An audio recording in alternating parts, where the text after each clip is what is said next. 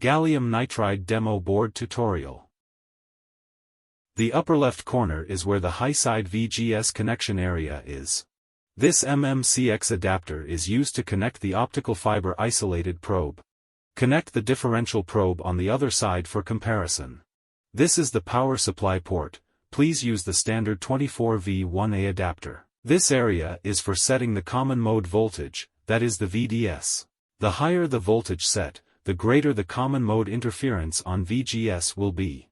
By increasing this voltage, we can observe the changes in the signals of the optical fiber isolated and differential probes.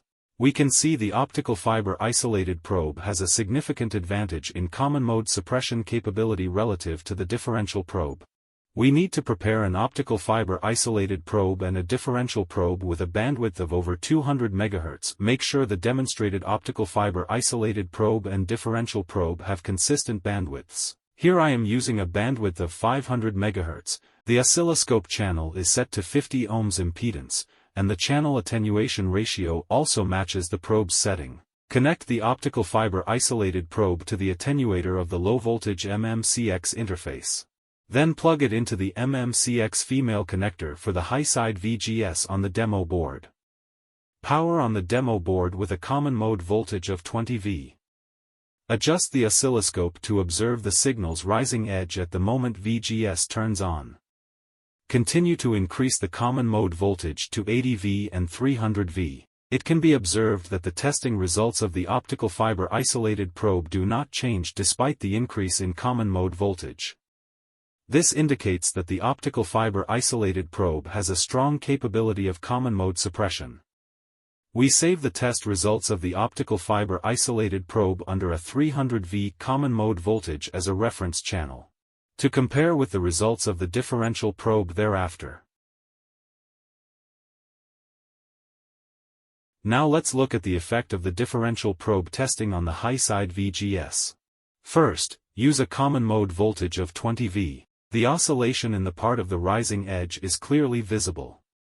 Then we increase the common mode voltage. As the common mode voltage increases, the oscillation of the signal becomes larger. This is due to the differential probe's insufficient common mode suppression capability at high frequencies, while the optical fiber isolated probe's strong common mode suppression capability means the test signal is completely unaffected by common mode interference. Finally, we reconnect the optical fiber isolated probe to VGS and simultaneously observe the signal changes. It can be seen that with the common mode voltage reaching 80 V, the signal tested by the optical fiber isolated probe is also affected by the interference of the differential probe. This is because the input line of the differential probe is long, introducing surrounding electromagnetic interference into the signal. Once this interference signal reaches a certain level, it will cause the high side and low side to conduct simultaneously, resulting in a blown. This is sometimes the reason for the blown when measuring gallium nitride with a differential probe. The measurement with an optical fiber isolated probe is very safe and accurate.